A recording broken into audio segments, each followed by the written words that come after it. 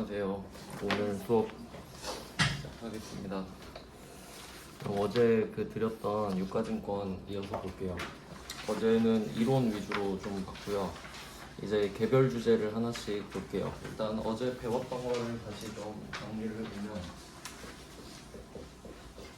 처음에는 개념 설명 때문에 종류를 알려드렸어요. 그래서 뭐 지분증권이랑 채무증권이 있다, 이렇게 종류가 있는데, 근데 그걸 둘 중에 뭘 사든 간에 결국에 우리는 목적에 따라 나누거든요. 개정 과목이 3개로 나눠졌는데, 첫 번째가 단기 매매증권, 두 번째가 만기 보유증권, 세 번째가 매도 가능 증권, 이렇게 3개인데, 그리고 처음에 뭐 유동, 비유동 이걸 설명을 해드렸었거든요. 근데 그거에 따라서도 원래 나눌 수 있어야 돼요. 그러니까 원래는 유동, 비유동 순서로 하려고 했는데 또 그렇게 하려면 또 복잡해요. 이제 그 이유를 좀 설명을 드리면, 그러면 지금 이것들은 자산이거든요. 자산을 지금 배우고 있는데, 그러면 결국 이 3가지도 자산이니까 유동자산 아니면 비유동자산 이렇게 들어갈 거거든요. 그럼 그 분류를 한번 해볼게요. 일단 어제 배우기로는 유동자산이 유동자산의 정의를 한번 생각해 볼게요. 일단 기준점이 있어야 되죠. 기준점은 보고기간 종료이겠죠. 네, 보고기간 종료일은 일반적으로 회계기간이 1월 1일부터 12월 31일까지니까 이 1년치를 보고하는 거죠. 그럼 이게 보고 기간이고 여기에 종료일은 12월 31일입니다. 그러니까 무조건 어떤 연도든 간에, 그럼 지금 뭐 거의 다 끝났지만 2024년의 기준은 12월 31일인 겁니다. 그래서 12월 31일로부터 뭐 1년 이내, 이게 기본이죠. 그래서 이거 보고기간 종료일로부터 1년 이내를 쉽게 딱 한마디로 정리하면 내년까지였죠. 내년까지 현금화가 가능하면 그건 유동자산이에요. 그러니까 이미 내 거가 돼 있거나, 이미 내 거는 당연히 자산이죠. 여러분 갖고 계신 뭐 가방, 휴대폰 다 내 자산이잖아요. 근데 아직 나한테 있지는 않지만 1년 이내, 즉 내년까지 현금이 나한테 들어올 것 같다, 그것도 유동자산인 거죠. 그럼 이미 내 거인 거는 당연히 유동자산, 1년, 2년, 그러니까 내년까지 자산이 현금화가 되는 것도 유동자산, 이렇게 돼요. 그럼 이 기준을 봤을 때, 그리고 추가로 하나 더 배웠죠. 1년 이내랑 하나 더 있었는데, 영업주기도 있었죠. 근데 이거는 살짝 지엽적이긴 한데 같이 좀 생각을 해볼게요, 항상. 그러니까 이거는 1년 이내로 하는 거는 만드는데 시간이 좀 적게 걸리는 업종들이 있었죠. 뭐 현대자동차나 삼성전자는 제품 하나 만드는데 얼마 안 걸리잖아요. 근데 반대로 배나 뭐 비행기, 건물 같은 건 오래 걸리니까 영업주기를 기준으로 했었다, 뭐 이런 것도 있었죠. 그러면 이 3개를 하나씩 찾아볼게요. 단기 매매증권은 말 그대로 단기에 매매를 하려고 각을 잡고 있는 거거든요. 그러니까 예를 들어 내가 주식을 10,000원에 샀는데 한 12,000원 되면 팔아야겠다. 그러면 12,000원이 되기만 하면 팔 거거든요. 그러니까 얘 언제든 레디가 돼 있기 때문에 얘는 무조건 유동이에요. 무조건. 그래서 얘는 유동자산으로 분류를 하는 겁니다, 자연스럽게. 근데 이런 경우도 있어요. 제 친구 이야기인데, 제 친구가 코인을 사놓고 지금 한 3, 4년 됐나? 분명히 단타 치려고 샀거든요. 근데 왜 3, 4년을 갖고 있을까요? 가격이 계속 떨어지니까. 그러니까 당연히 단타를 치고 싶은 거는 수익을 내야 되잖아요. 그럼 돈을 더 벌어야 파는 건데 계속 마이너스가 나니까 못 팔고 있는 거죠. 근데 그것도 단기 매매 증권입니다. 왜냐면 의도 자체는 빨리 팔고 싶잖아요. 근데 가격이 안 올라서 못 파는 거죠. 그것도 내 의도는 단기 매매니까 그것도 유동자산이 되는 겁니다. 그러니까 단기 매매 증권으로 분류를 한 순간 비유동자산이 되는 건 불가능한 거예요. 내 의지 자체가 그렇기 때문에. 그 다음에 이제 만기 보유 증권으로 가볼게요. 만기보유증권은 채무증권밖에 안 된다 그랬거든요. 그러니까 남한테 돈 빌려준 거랑 똑같은 겁니다. 그러면 내가 돈을 빌려준 거라고 한번 생각을 해보세요. 그러면 그 돈을 받는 날까지 기다리겠다라는 뜻이잖아요. 만기까지 보유하겠다라는 게. 그러면 그 만기는 돈을 받는 날인 거지 그게 몇 년인지는 알 수가 없죠. 다 다르죠. 그러니까 그게 1년일 수도 있고 2년일 수도 있고 3년일 수도 있는 거잖아요. 그럼 그 기간이 상대적으로 다르니까 그거에 따라 유동자산, 비유동자산이 달라지는 겁니다. 그래서 얘는 유동자산도 될 수 있고 비유동자산도 될 수 있는 거죠. 둘 다 가능하다는 소리예요. 그러니까 여러분이 무슨 뭐 국채 이런 걸 샀는데 뭐 국채 보통 발행하면 막 10년, 20년 이런 거 발행하거든요. 근데 내가 국가가 발행하는 걸 직접 사면 10년, 20년 기다려야겠지만 어떤 사람이 자기가 샀어요. 처음에 10년짜리를. 근데 그걸 만약에 한 9년 갖고 있다가 1년 남았을 때 나한테 팔 수도 있잖아요. 그럼 내가 그걸 사서 만기까지 보유해야겠다. 근데 그게 내년까지죠. 그럼 걔는 유동 자산인 만기 보유증권. 10년짜리를 샀는데 끝까지 기다리겠다 하면 비유동 자산인 만기 보유증권. 이렇게 되는 거예요. 상대적으로. 그 다음에 매도 가능 증권입니다. 매도 가능 증권은 이제 엄밀히 말하면 그러니까 앞으로 좀 이런 패턴이 많이 보이거든요. 그러니까 좀 패턴을 알아두시는 게 중요한데 이 유가증권 그림을 좀 벤 다이어그램 이런 식으로 그려볼게요. 유가증권 그룹이 이렇게 있어요. 그러면 단기 그룹을 하나 만들어줘요. 단기가 되려면 어제 설명드렸죠? 단기가 되려면 두 가지 조건이 필요했어요. 일단 시장성이 있어야 되죠. 상장이 돼 있어야 되고 그 상태에서 내가 단타를 칠 의지가 있어야 되죠. 목적 자체가. 그럼 그 두 가지가 충족이 되면 단기 매매 증권으로 모이면 됩니다. 그 다음에 두 번째, 만기. 지금 글자가 기니까 앞 글자 두 개만 써볼게요. 만기 보유 증권은 내가 채무 증권을 샀을 때 끝까지 갖고 있겠다라고 생각을 하면 만기 보유 증권입니다. 자, 그러면 나는 단타를 칠 것도 아니고 만기까지 보유할 것도 아니다. 이런 경우도 많을 거거든요. 그러면 지금 이 유가증권 그룹에 단기, 만기 빼고 나머지 있죠. 나머지. 이게 자연스럽게 매도 가능 증권이 되는 겁니다. 그러니까 이런 식으로 그룹핑을 할 때, 그룹을 지을 때 깔끔하게 그룹을 지으려면 반드시 이런 패턴이 나와요. 그러니까 지금처럼 그룹을 3개로 나누고 싶잖아요. 그러면 기준을 2개만 정해야 돼요. 왜냐면 그래야 나머지 그룹을 그냥 나머지로 다 몰아넣으면 돼요. 그러니까 매도 가능 증권은 약간 쓰레기통 같은 느낌이죠. 단기도 아니고 만기도 아닌 애들은 싹 모여라 이런 느낌. 그래야 깔끔하게 떨어집니다. 이런 식으로 돼요. 그러면 매도 가능 증권은 보통 이제 단기 매매 증권이랑 비교가 좀 많이 되는데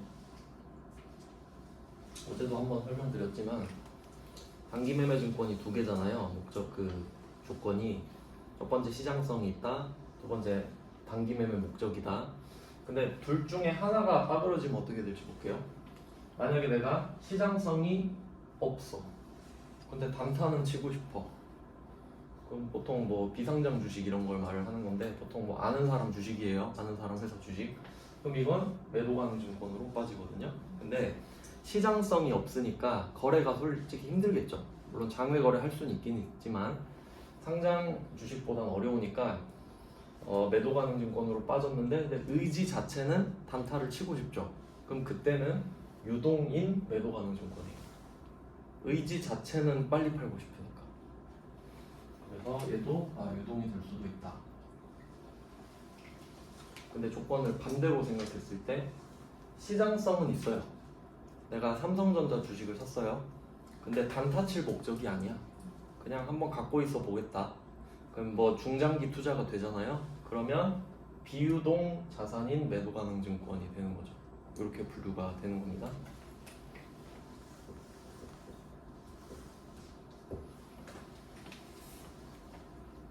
그래서 뭐 순서대로라면 유동 자산을 먼저 배우고 비유동 자산을 배우는 게 순서상으로 맞는데 근데 이 유가증권이라는 주제는 그렇게 하면은 더 헷갈리거든요.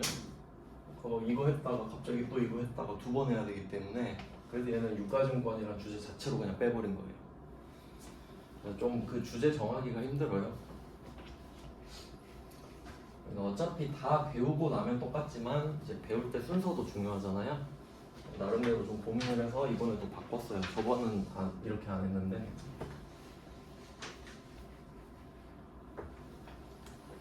이거 잘 찍히고 있나요? 돌아가고 있나요? 위치를 바꿨어요. 여기 불편하실 것 같아서. 그럼 이제 하나씩 보겠습니다. 단일 주제를 볼게요.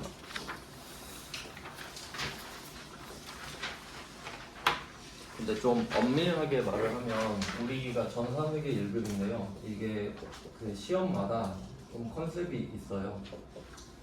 전산회계 1급은 우리 회사가 그 법인으로 보는데 제조업을 한다고 가정을 해요. 그러니까 뭘 사서 원재료를 사서 만들어 파는 회사라고 가정을 하는 겁니다. 왜냐면 제조업을 가정을 해야 원가 회계를 끼워 넣을 수 있거든요.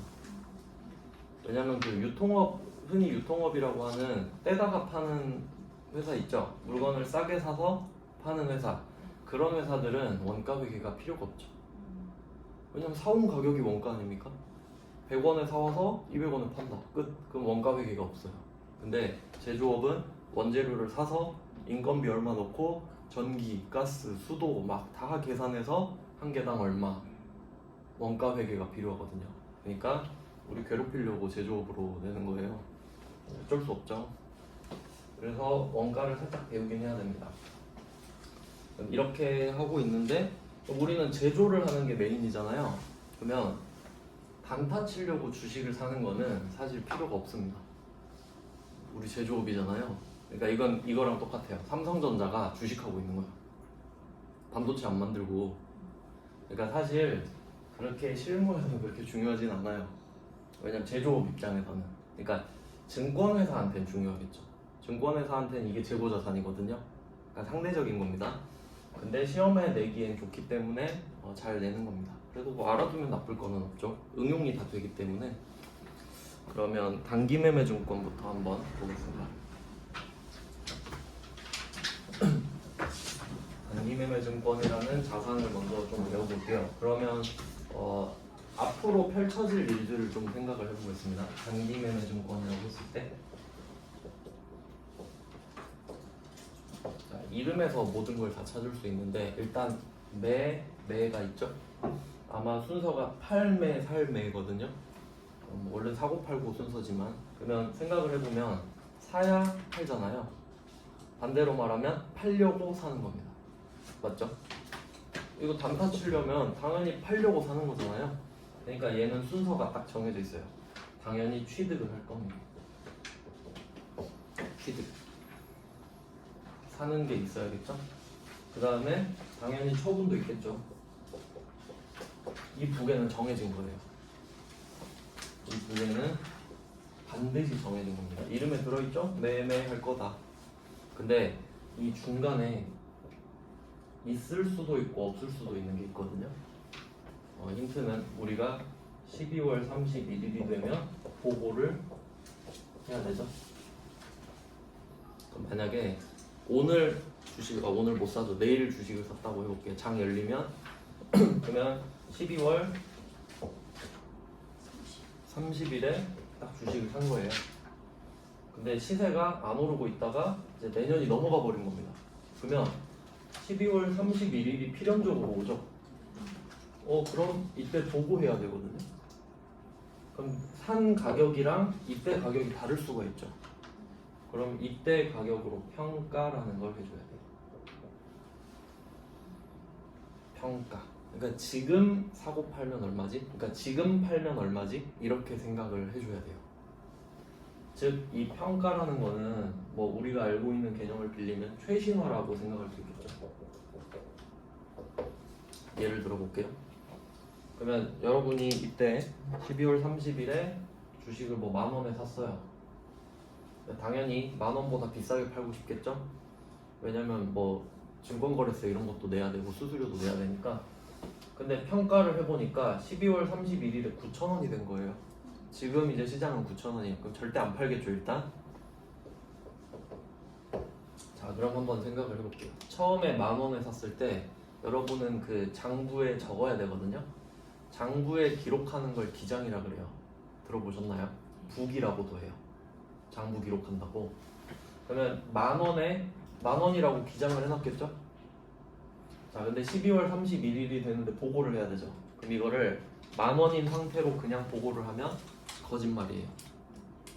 거짓말인 거 맞죠? 9,000원짜리를 10,000원이라고 보고하는 거잖아요. 그러니까 지금 팔면 9,000원이죠. 그럼 1,000원을 다운시켜요. 바로 지금 팔면 9,000원입니다. 자 그리고 여기서 포인트는 처음에 우리가 그 장부에 적는 거 있잖아요. 이 개념을 한번 정리해 볼게요. 가계부를 한번 생각해 볼게요. 가계부 뭐 용돈기 입장 이런 거. 그럼 처음에 이거는 좀 괜히 헷갈리구나. 원래 그 가계부는 현금 기준으로 쓰잖아요. 근데 지금은 단기매매증권 기준으로 한번 써볼게요. 그럼 이때 처음에 단기매매증권 10,000원짜리를 샀죠? 그러면 이런 식으로 적겠죠. 취득 플러스 10,000원 이렇게 적을 거예요. 이거 개념 잘 정리해야 돼요. 처음에 여러분이 가계부를 딱 샀어요. 종이로 된 가계부를 샀다고 할게요. 그럼 이 가계부에는 아무것도 안 적혀 있죠. 그럼 잔액이 빵원인 상태죠. 맞죠? 잔액 빵원으로 시작을 해요. 근데 내가 단기 매매증권 10,000원짜리를 샀잖아요. 그럼 여기다가 플러스 만을 적죠. 플러스 만. 그러면 0으로 시작을 했단 말이에요. 근데 거기에 플러스 만을 적었죠. 그럼 이제 잔액이 얼마예요? 10,000원이죠. 그러니까 잔액은 저절로 결정되죠. 이게 포인트예요. 즉 우리가 계속 거래가 일어날 때마다 장부에 적을 거거든요. 그러면 그 장부에 적는 행위는 플러스 마이너스만 적는 거예요. 잔액은 저절로 결정되잖아요. 이해되세요? 그럼 여기에 추가를 해볼게요. 그럼 10,000원이에요. 그럼 지금 현재 잔액은 저절로 10,000원입니다. 그러니까 이건 우리가 결정하는 게 아니죠. 잔액은 이 위에 있는 거래로 저절로 결정이 되는 겁니다. 자 그리고 12월 31일이 됐는데 오늘 팔면 9,000원이에요. 근데 나는 9,000원에 팔진 않을 거거든요. 근데 사람들이 궁금해하니까 알려줘야 돼요. 그러면 우리는 10,000원에 샀지만 지금 9,000원이라는 걸 알려줘야 되죠. 그럼 9,000원으로 만드는 거예요. 잔액을 9,000원이 남아있어야 되잖아요. 그래야 사람들한테 9,000원이 있다고 보여주지. 이해되세요? 그러면 역으로 추적해서 어떻게 해야 돼요? 마이너스 1,000을 해야 되죠. 그게 내가 적어야 되는 거라는 거예요. 그러니까 우리는 플러스 마이너스만 적는 거니까. 그러니까 살 때는 플러스 했다가 갑자기 9,000원 잔액을 적으면 안 되는 거죠. 그러니까 우리가 해야 될 거는 이 사이에 마이너스 1,000원을 적는 거예요. 그러니까 플러스 10,000원 적고 마이너스 1,000원을 적잖아요. 그럼 이거는 뭐 평가, 손실 이런 식이죠. 그럼 처음엔 잔액이 10,000원이었는데 이제는 저절로 9,000원이 되죠. 그럼 우리는 이걸 미리 생각해서 이걸 역추적해서 적는 거예요. 잔액이 10,000원인데 9,000원으로 만들어야 되니까 어떡하지? 그럼 1,000원을 빼야겠구나 이렇게 접근하는 거죠. 그냥 결과값으로 갖고 가는 거니까 답이 정해져 있잖아요. 네, 뭐 이런 식으로 하는 겁니다. 그러면 평가는 반드시 해야 된다? 아닙니다. 왜냐면 12월 30일에 사서 12월 30일에 팔아버릴 수도 있잖아요. 그럼 12월 31일에 보고할 게 없죠. 난 팔아서 없는데. 그러니까 제가 바로 친 거예요. 단계는 취득, 평가, 처분이 맞지만 평가는 없을 수도 있다. 이렇게까지 아셔야 정확히 아시는 거예요. 그러면 처분은 없을 수도 있냐? 그렇진 않겠죠. 팔려고 샀는데. 그러니까 지금 못 팔 수는 있어도 언젠간 팔겠죠. 그런 내용입니다. 그럼 뭐 내용은 이제 단기매매증권으로 설명을 드렸으니까 그래서 제가 뭐 밑줄 그어서 주제를 표시를 해놨는데 첫 번째 주제가 2페이지죠. 유가증권의 2페이지를 보시면 단기매매증권 취득을 먼저 해놨죠. 취득을 먼저 해야 되니까 취득 분계를 한번 보겠습니다.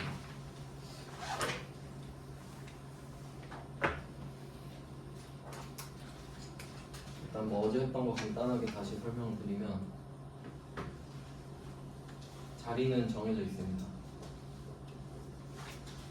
하나는 외워야 된다고 했죠? 자산의 증가는 왼쪽에다 쓰는 겁니다. 그러면 저절로 오른쪽은 부채 자본이 되고요. 그러니까 그냥 쉽게 정리를 하면 자산은 여러분이 지금 가용한 자원이에요. 돈도 될 수 있고 물건도 될 수 있는 거죠. 물건은 그 가치로 평가를 해놓은 거고, 그러면 그 자산을 따져보면 자산을 세세히 나눠보잖아요. 어제 제가 아파트로 말씀드렸는데 내가 아파트를 갖고 있어요. 근데 그게 내 돈으로 산 거랑 은행한테 빌려서 산 거 이렇게 나눠져 있다는 거지. 굳이 나눠보면은 자동차도 마찬가지예요. 내가 차를 샀어요. 그럼 자산이 생겼죠? 내가 그걸 풀 할부로 땡겼다. 그럼 이건 부채인 자산이에요. 전부 다. 내 현금으로 샀다 하면 자본인 자산인 거고, 이런 느낌인 거죠. 굳이 나눌 수 있다 이런 거고. 그리고 여기에 파생되는 개념이 자산이 왼쪽으로 늘기 때문에 만약에 내가 길 가다 돈 주었다 하면 자산이 늘잖아요. 그럼 기분이 좋으니까 수익 이렇게 매칭이 돼야 된다 했죠. 왼쪽 오른쪽을 같이 하나씩 써야 되니까. 그럼 이제 조금 디테일하게 들어가 보면 자산이 감소할 수도 있잖아요. 그러면 지금은 증가하는 것만 적어놓은 거기 때문에 이 자산을 오른쪽에다 적으면 그 자산이 줄어드는 거거든요. 그럼 기분이 안 좋잖아요. 이제 비용 이렇게 자리가 정해지는 거고, 자리는 이렇게 됩니다. 근데 지금은 일단 자산을 배우니까 얘를 메인으로 생각하시면 돼요. 자, 그럼 한번 문제를 풀어볼게요. 1번은 그냥 선지 갖다 놓은 거네요. 읽어볼게요. 01번 단기매매증권은 주로 단기간 내에 매매 차익을 목적으로 한다. 여기서는 언급한 것 자체는 매매 차익 목적만 말을 했지만 이걸 실현시키려면 상장이 돼 있는 게 전제가 돼야 되는 거죠. 상장이 안 돼 있으면 어떻게 매매 차익 목적을 실현하겠어요? 그래서 여기에 추가적으로 상장 주식 이렇게 써놓으시면 되겠고요. 네, 문구는 이렇게 나와도 맞다고 생각하셔야 된다는 거죠. 당연히 그게 포함되어 있다는 거고. 그럼 02번 문제를 한번 볼게요. 02번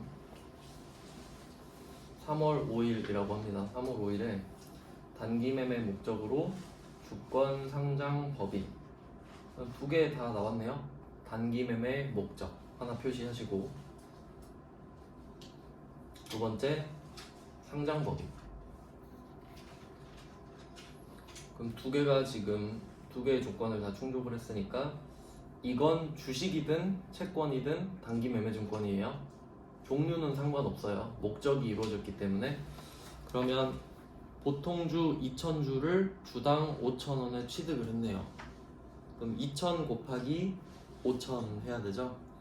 일단 뭐 실제로는 계산기 써야겠지만 계산 밑에 답은 다 적어놨습니다. 그러면 단기매매증권이라는 자산이 생긴 거죠.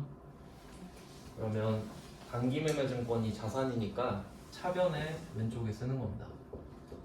그럼 지금 답이 다 써져 있어서 여러분 할 거 없잖아요. 근데 제가 뭘 써드릴 거냐면 저는 그 밑에다가 성분을 쓸게요. 단기매매증권이 왜 나왔는지. 얘는 자산의 증가라는 소리입니다. 그래서 왼쪽에 있는 거예요. 그래서 이런 걸 좀 보조적으로 적어두시면 돼요.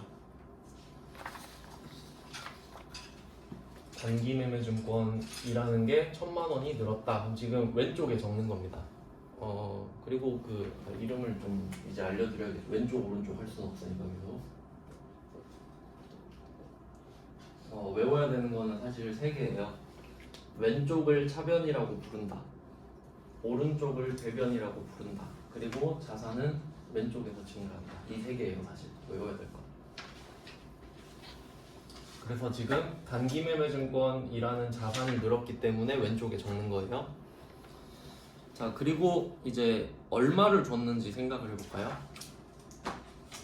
지금 주식값은 1,000,000원이니까 1,000,000원은 당연히 줘야 되고요. 근데 실제로 이제 주식 거래해보신 분들은 아시겠지만 수수료를 떼죠. 수수료를 떼가는데 이건 더 줬다고 하네요. 그럼 수수료 50,000원을 더 줬습니다. 그러면 돈이 얼마 나갔는지 생각을 해볼게요. 주식값은 1,000,000원, 수수료는 50,000원. 그러면 1,050,000원을 줘야 되죠. 그래서 대변에 현금 1,050,000원을 1,050,000원 이렇게 쓰겠습니다. 그러면 얘는 왜 오른쪽에 적었냐? 현금이 자산이거든요. 그럼 이 현금이라는 자산이 줄었기 때문이에요. 왼쪽은 증가, 오른쪽은 감소라고 말씀드렸죠. 그러니까 지금 자산 바꾸기를 하는 겁니다. 그러면 지금 상황을 볼게요. 손해죠. 1,000,000원짜리 사느라 1,050,000원을 쓴 거니까요. 그럼 이제 조금 더 지엽적으로 들어가면 지금 자산, 부채, 자본 이렇게 설명을 드렸는데 그림으로 보면 부채 플러스 자본은 자산이다 이렇게 이해할 수 있으시죠? 좀 그냥 왼쪽 오른쪽이 똑같으니까. 근데 원래는 어떻게 공부해야 되냐면 자산 빼기 부채 이렇게 생각을 하는 게 맞아요. 왜 그런지 생각을 해볼게요. 자산은 여러분이 갖고 있는 모든 것입니다. 근데 결국 부채는 갚아야 되죠. 그럼 지금 내가 갖고 있는 돈에서 부채는 갚아야 되는 거니까 그거 갚으면 얼마 남지? 그럼 남는 게 다 내 돈이거든요, 실제로. 그러니까 이렇게 생각하는 게 맞는 거예요. 그러면 자산에서 부채를 뺀 거, 이거 되게 중요한데 이걸 부르는 용어가 있습니다. 순자산이라고 해요. 이게 좀 중요합니다.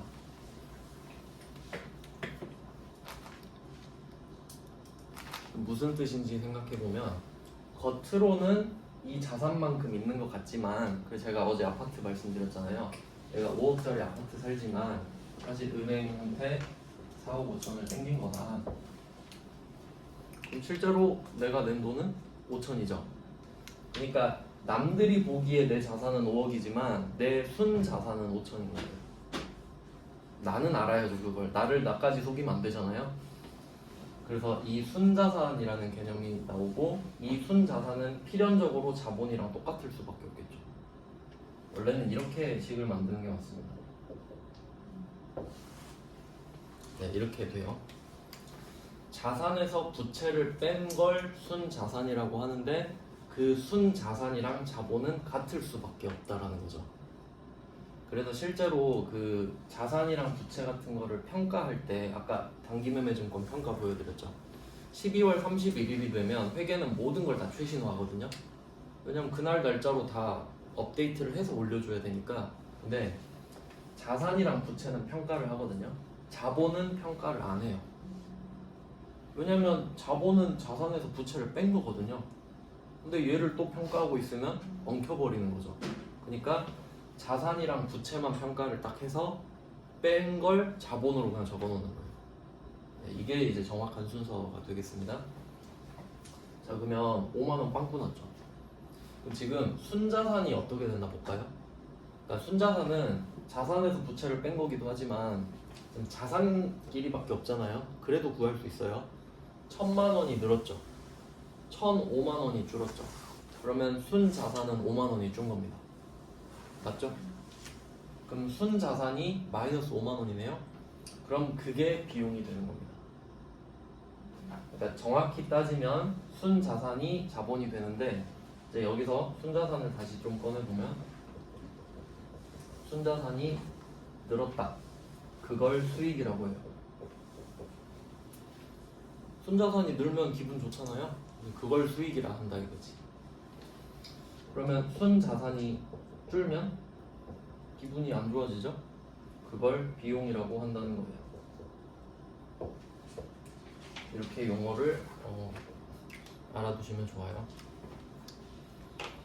왜냐면 처음에 개념이 막 두루뭉술하거든요. 그러니까 사실 이 수입과 비용은 수입과 지출과 다른 거거든요. 그러니까 수입과 지출은 현금이 들어오고 현금이 나가는 거니까 깔끔하단 말이에요. 월급 들어왔네, 수입 300. 근데 수익은 그런 게 아니에요. 그러니까 한번 예를 들어볼게요. 그냥 이해하기 쉽게. 그러니까 이 어제 제가 현금주의랑 발생주의는 대강 설명을 좀 드렸죠. 어떤 차이가 있는 거냐면, 예를 들어 현금주의는 내가 월급날에 만약에 300이 들어왔다 하잖아요. 그러면 월급날에 플러스 300 적는 거예요. 그럼 회계는 이걸 보고 바보라고 해요. 너 이거 하루에 300 벌었냐고. 하루에 300 딱 적잖아요. 그럼 그건 아니지. 너 한 달 일해서 300 번 거 아니야? 이렇게 말을 하는 거죠. 그러면 발생주의는 실제로 300을 언제 받는지에 상관없이 300만 원을 어떻게 벌었는지를 추적하는 거예요. 그럼 대충 뭐 20일 일한다고 해볼게요. 300을 벌기 위해 20일 평일을 일했다. 그러면 300을 20으로 쪼개는 거예요. 그럼 하루에 15만 원 꼴이 되죠. 그러면 평일마다 수익이 15만 원이 돼요. 인식하는 거예요. 그러면 그게 20개 모이면 어떻게 돼요? 300이 되는 거지. 그게 발생주의입니다. 아시겠어요? 차이. 그러니까 얘는 20 곱하기 15만 원 이렇게 쓰는 거죠. 이런 느낌이에요. 그러니까 회계는 현금주의를 되게 무시하고 아예 관심이 없죠. 현금주의. 현금 그게 뭐 어쩌라고 이런 느낌입니다. 네, 여러분도 처음에는 현금주의로 생각하시잖아요. 네, 왜 회계 배운 사람을 뽑냐면 회계를 배워버리잖아요. 지금은 좀 공감 못하실 수도 있는데 나중에 이거 자격증 취득할 때 되면은 여러분 생각이 발생주의로 바뀌어버려요. 이제 현금주의로 돌아갈 수가 없어요.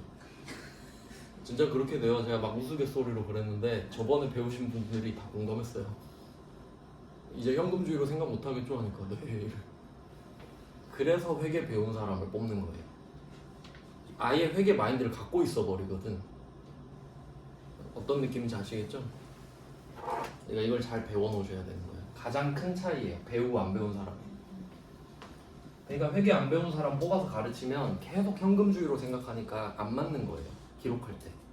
이건 가르쳐서 되는 게 아니거든요. 제대로 이렇게 배워야 되지 일하면서 가르치면 안 되는 거거든요. 한계가 있죠, 한계가. 그래서 이런 느낌으로 하는 거니까 그걸 어떻게 구하냐 하면 순자산으로 구하는 거다. 사실 이게 전부예요. 이게.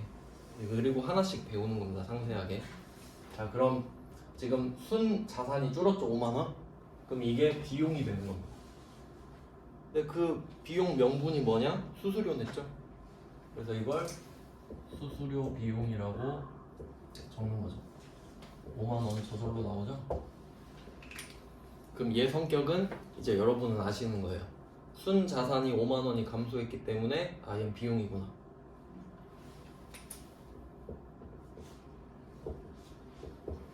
그리고 조금 용어를 이제 자세히 정리를 하면은 사실 중요하진 않아서 제가 플러스 마이너스로 퉁치고 있긴 한데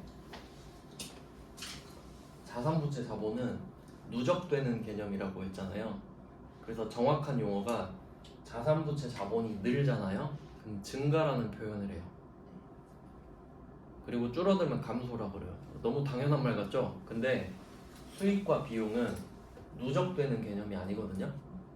1년마다 초기화된다고 말씀드렸어요. 연봉의 개념이기 때문에. 그래서 얘네들은 뭐라고 표현하냐면 발생한다고 해요. 왜냐면 필요할 때만 발생하는 거예요.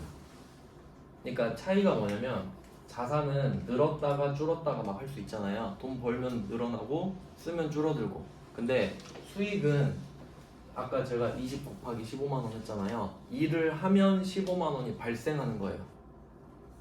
막 늘었다가 줄어드는 개념이 아니라 필요할 때만 딱 생긴다 이거예요. 근데 뭐 그렇게 중요하진 않으니까 그냥 제가 플러스 마이너스로 그냥 쓰는 겁니다. 엄밀히 따지면 그렇다는 거예요. 엄밀히 따지면.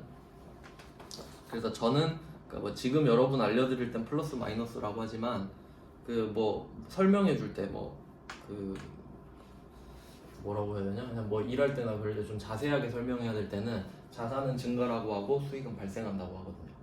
그러니까 정확히 말해야 될 때는. 지금은 그냥 플러스 마이너스라 하고. 방향이 중요하니까 지금은. 그럼 이렇게 하는 겁니다. 근데 이게 시험에 정말 잘 나와요. 지금 이 2번 문제 자체가. 네, 왜 그러냐면 왜 이게 통째로 진짜 이건 통째로 그냥 시험에 잘 나와요? 이유가 예외거든요. 그러니까 지금 이 문제 자체가 예외예요. 이 부분이 예외가 되거든요. 그냥 비교로 바로 설명을 해드리겠습니다. 지금 자산을 지금 3개 하고 있는데 그럼 단기 매매 증권만 예외거든요, 사실.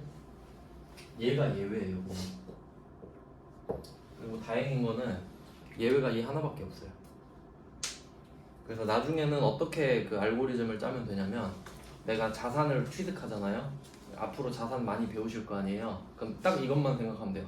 단기 매매 증권이냐 아니냐. 왜냐면 단기 매매 증권이면 예외로 빼버리고 아니면 원칙대로 하는 게 더 편해요. 왜냐면 예외가 한 개밖에 없으니까. 아시겠죠? 어떤 느낌인지?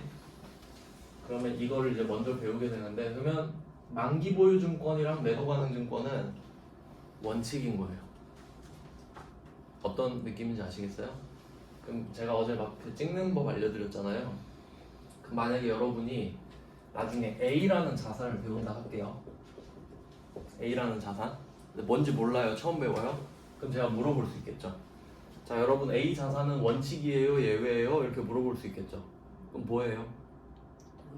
원칙이죠. 그럼 여러분은 알고 있는 거라고. 찍은 게 아니라. 왜냐면 내 머릿속엔 예외는 단기 매매 증권 하나밖에 없는데 그럼 얘는 단기 매매 증권이 아니네? 그럼 얘는 원칙이네. 이거 아는 거 맞죠? 네, 이렇게 공부를 하는 거래요. 그럼 매도 가능 증권이 얘랑 제일 친하니까 얘로 비교를 해드리겠습니다. 그럼 문제를 한 글자만 바꿔볼게요. 단기 매매 목적 이렇게 돼 있죠. 02번에 이거를 장기 매매 목적으로 딱 한 글자만 바꿀게요. 한 글자만. 그러면 답이 어떻게 될지 생각해 볼까요? 일단 안 바뀌는 거는 현금 1,005만 원이 나가는 건 안 바뀌죠. 이건 팩트예요. 현금 1,005만 원 준 거는.